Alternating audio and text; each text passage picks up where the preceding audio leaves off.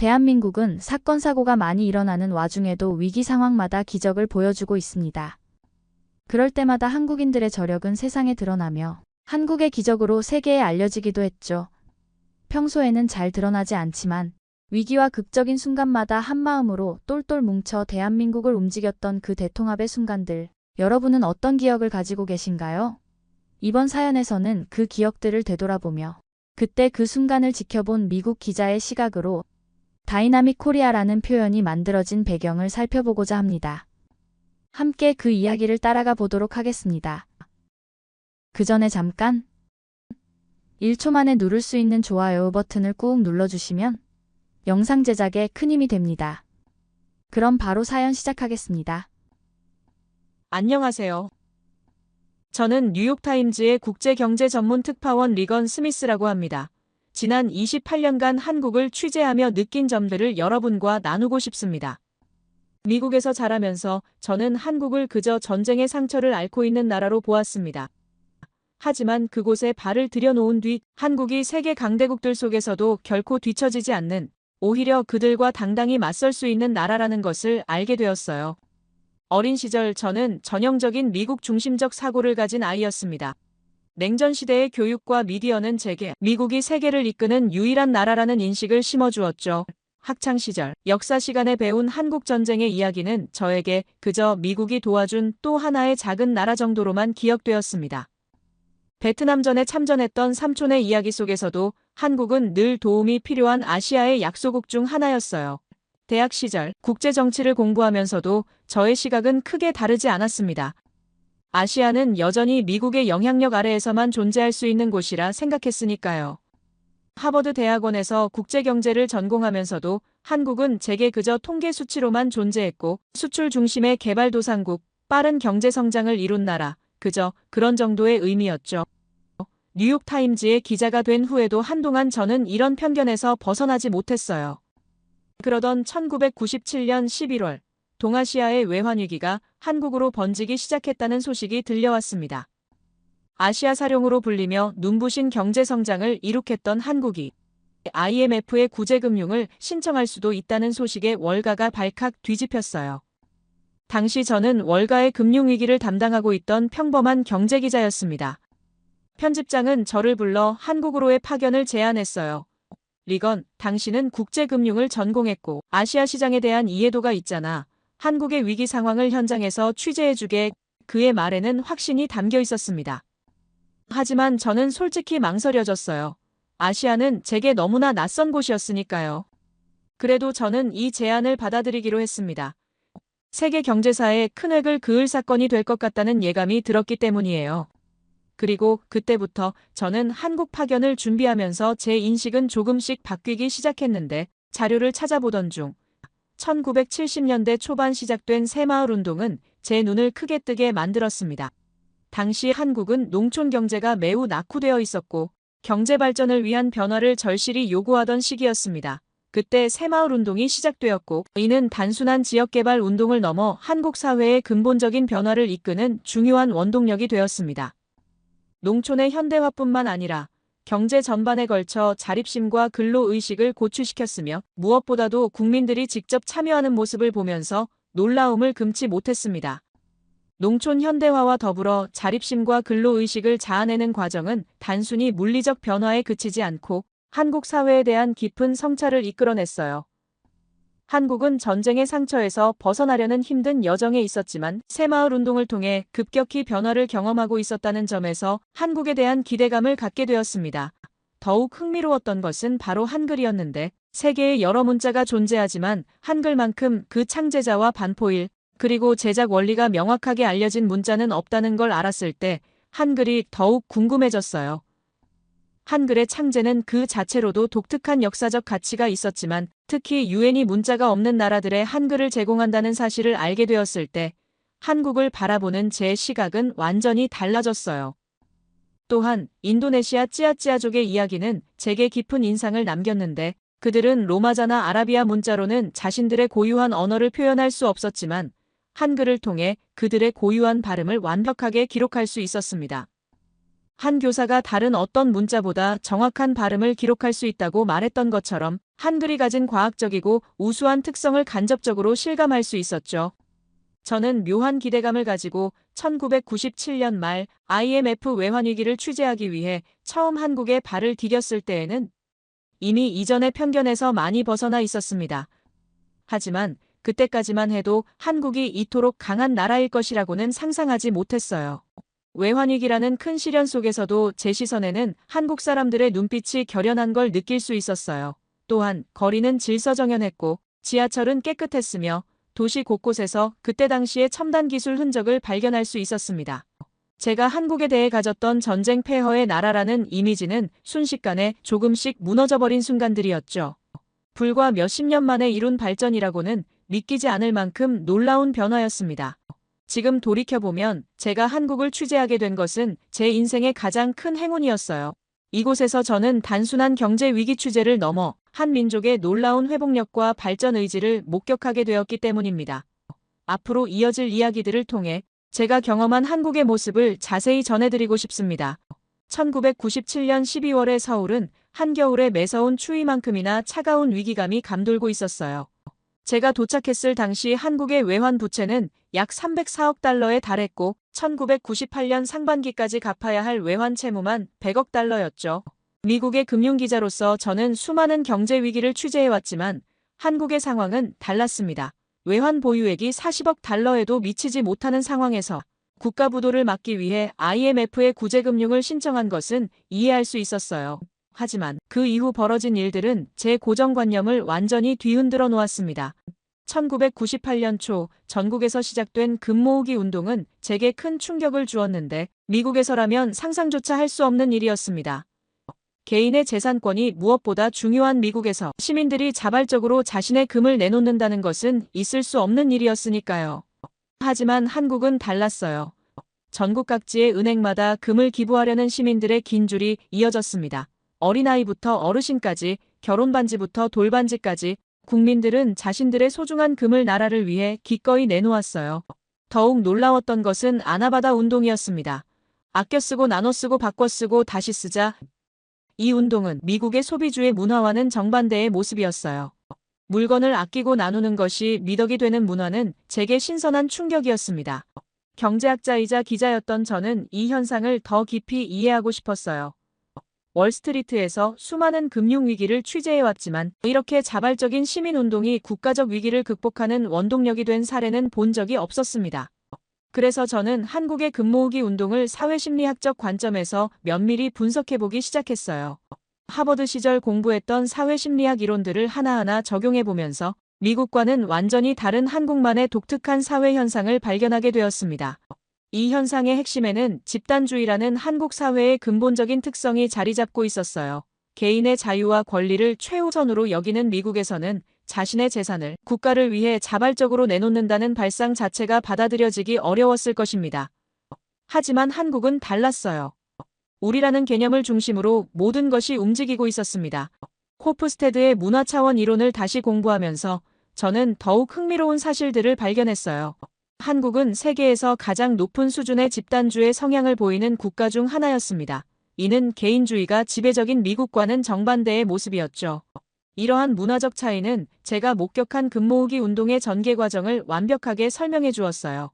더욱 놀라웠던 것은 한국인들의 동조 현상이었습니다. 미국에서는 남들과 다른 것이 개성으로 받아들여지지만 한국에서는 집단의 움직임에 자연스럽게 동참하는 모습을 보였어요. 이는 단순한 사회적 압력이 아닌 깊은 문화적 뿌리에서 비롯된 것이었습니다.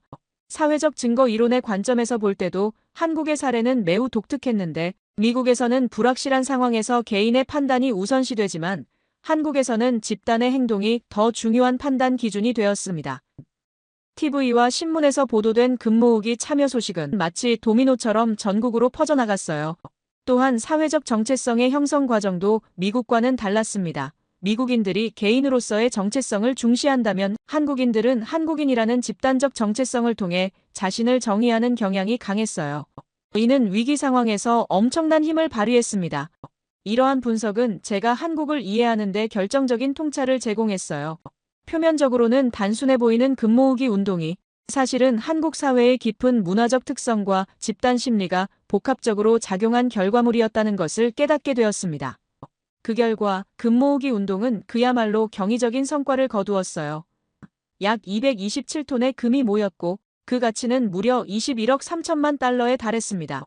당시 많은 경제학자들, 특히 미국의 경제학자들은 이런 시민운동이 실질적인 경제적 효과를 낳을 수 있을지 의문을 제기했지만 결과는 전혀 예상치 못한 방향으로 흘러갔죠. 이 숫자 하나하나가 그저 단순한 경제 지표가 아니라 국민들의 결속과 애국심이 빚어낸 기적이었기 때문입니다. 더욱 놀라웠던 것은 이 모든 과정이 정부의 강제나 압박이 아닌 시민들의 순수한 나라를 사랑하는 마음에서 비롯된 행동이었다는 점입니다. 누군가의 지시나 명령이 아니라 국민들 각자가 스스로의 의지로 나선 거였죠. 나라를 위해 나의 것을 내놓는다는 마음가짐으로 집집마다 금을 모아 은행으로 가져왔고 그 모습을 본 저는 그저 가슴이 먹먹해졌어요. 이건 단순한 경제적 대응이 아니라 어떤 위기 속에서도 포기하지 않고 서로를 믿고 의지하며 일어서는 대한민국의 모습이었습니다.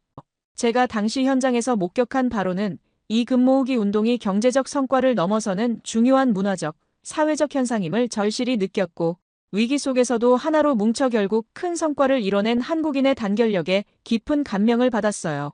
다른 나라들이 경제 위기에서 회복하는 데 수십 년이 걸리는 동안 한국은 단 3년 8개월 만에 IMF 구제금융을 모두 상환했습니다. 그 속도는 전 세계 금융사에서 유례를 찾기 어려운 놀라운 회복력이었죠. 오늘날에도 전 세계의 많은 경제학자들이 한국의 빠른 회복을 연구하고 있지만 제가 느꼈던 것은 단지 경제적인 성과에 그치지 않았습니다. 그 빠른 회복의 핵심에는 무엇보다 한국인의 단합된 의지와 힘이 있었어요. 한국 사회는 이 위기 속에서 그 누구도 혼자라고 느끼지 않았고 서로의 손을 잡고 함께 일어섰습니다. 그런 과정 속에서 저는 한 나라가 얼마나 강하고 단단할 수 있는지 그 무엇보다 소중한 가치를 배우게 되었고 그것이 바로 진정한 한국의 저력이라 생각하게 되었어요. IMF 위기 속에서 보여준 한국인의 저력은 2002년 월드컵에서 다시 한번 세계를 놀라게 했는데 그것은 단순한 스포츠 행사를 넘어선 한국인의 열정과 단결력을 전 세계에 알린 역사적인 순간이었어요.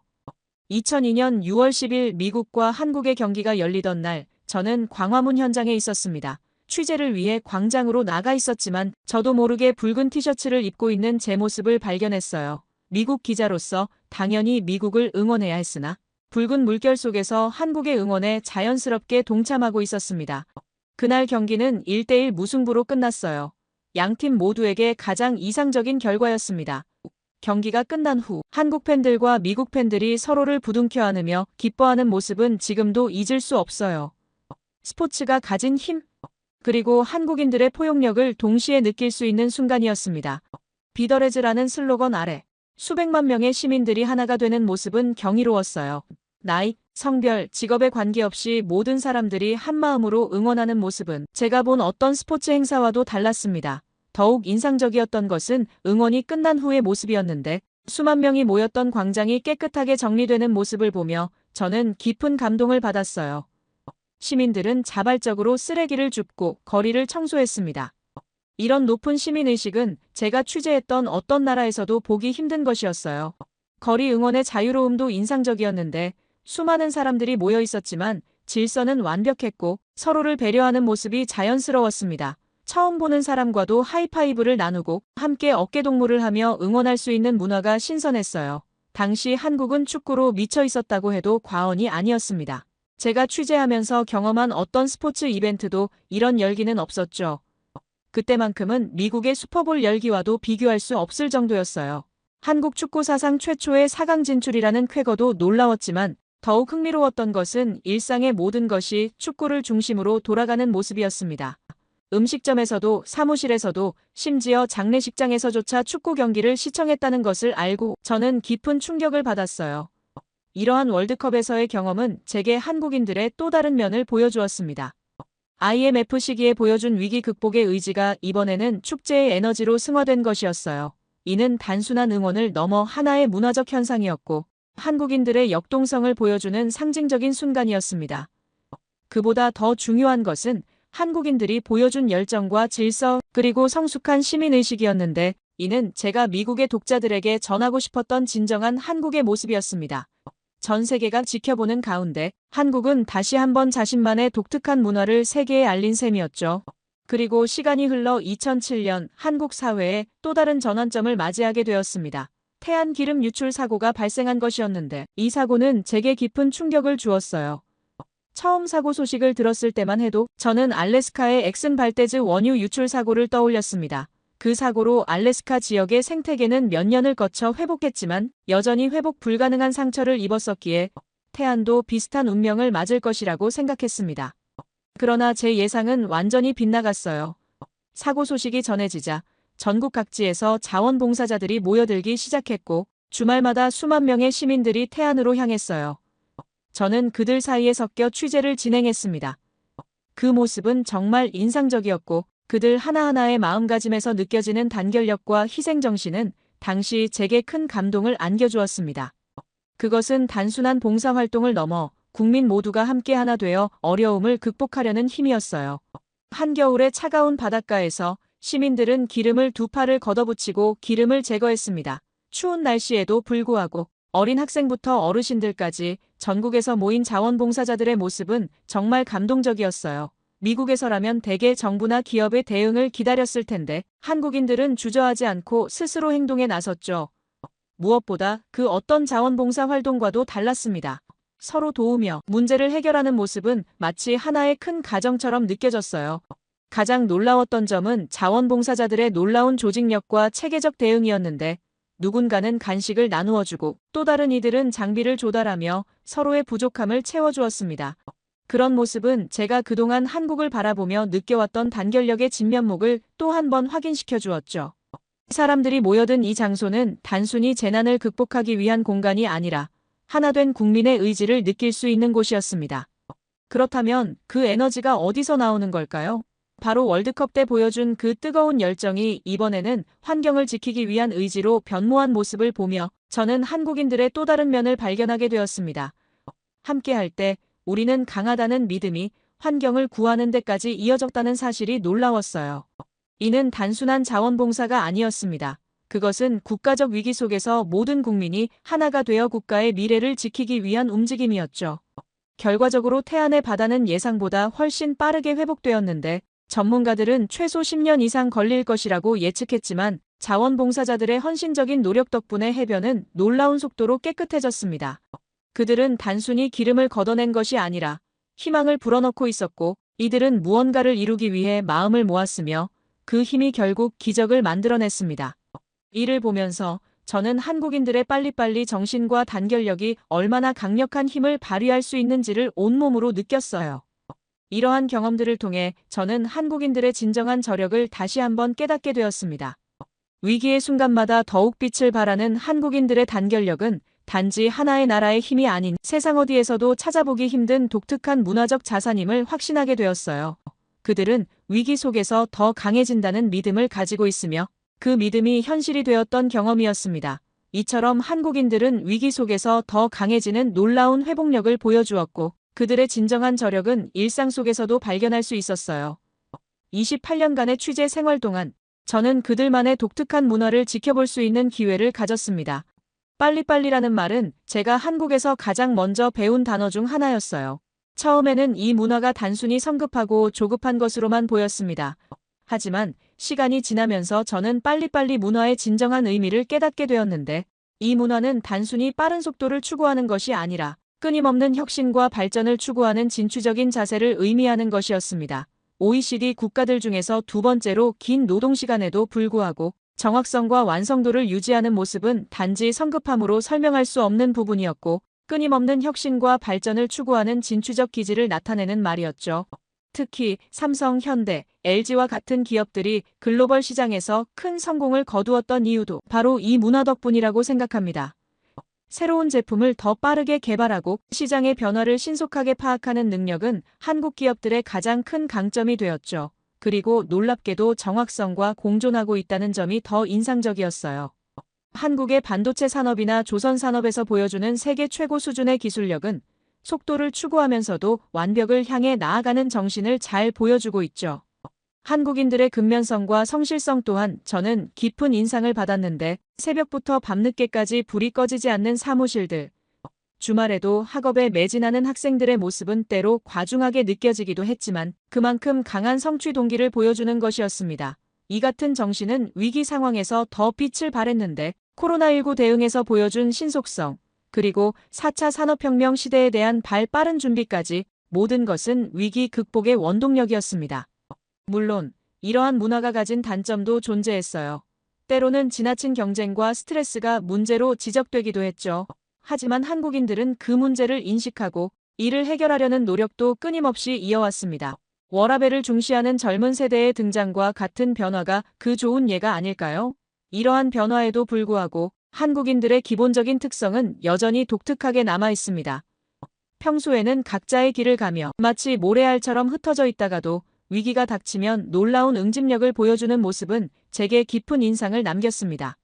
이 점은 한국 사회에서만 볼 수 있는 특성이었고 그들이 보여준 응집력은 단순한 위기 대응을 넘어서 공동체 정신의 강력한 상징처럼 느껴졌습니다. 무엇보다 한국인들의 근면성실함은 단순한 열심히 일하기를 넘어섰는데 항상 무언가에 완전히 몰두하고 그 속에서 성취감을 찾아가는 모습은 마치 장인 정신과도 같았어요. 이러한 성실함이 빨리빨리 문화와 만나 시너지를 일으켰고 그것이 한국의 눈부신 발전을 이끌어냈다고 생각합니다. 한국인들의 또 다른 특징은 개인의 성과에 대한 추구와 공동체 의식이 절묘하게 조화를 이룬다는 점이었어요. 평소에는 치열하게 경쟁하면서도 위기 상황이 오면 마치 마법처럼 하나가 되어 움직이는 모습은 정말 경이로웠습니다. 제가 목격한 한국인들의 단결력은 마치 10만 배의 힘을 발휘하는 것 같았어요. IMF 위기 때는 전 국민이 금 모으기에 동참했고 월드컵 때는 온 나라가 붉은 물결로 변했으며 태안기름 유출 사고 때는 수많은 자원봉사자들이 자발적으로 모여들었습니다. 이처럼 한국인들은 자신만의 방식으로 승화시켰어요. 그들의 근면성실함과 위기 속 단결력은 세계의 이목을 집중시켰고 이제는 많은 나라들이 한국의 발전 모델을 배우고 싶어합니다.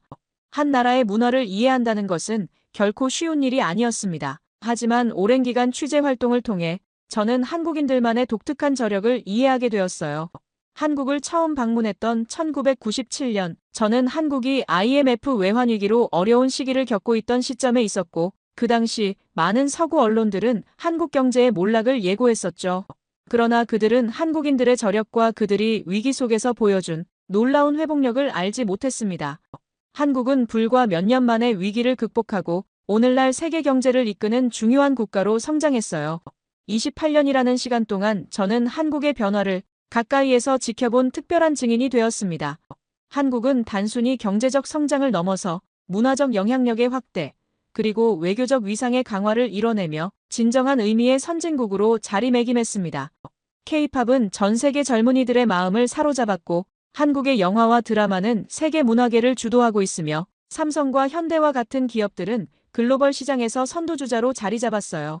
이 모든 성장은 단순히 경제적인 측면만이 아니라 한국의 문화와 사회 구조, 그리고 그 속에서 만들어진 집단적 결속력에 기반한 것이라 생각합니다. 제가 한국에서 취재하면서 느꼈던 것 중 가장 인상 깊었던 점은 바로 이 한국인의 힘이었어요. 한국은 이제 더 이상 도움을 필요로 하는 나라가 아닌 세계 각국이 배워야 할 중요한 모범이 되었습니다.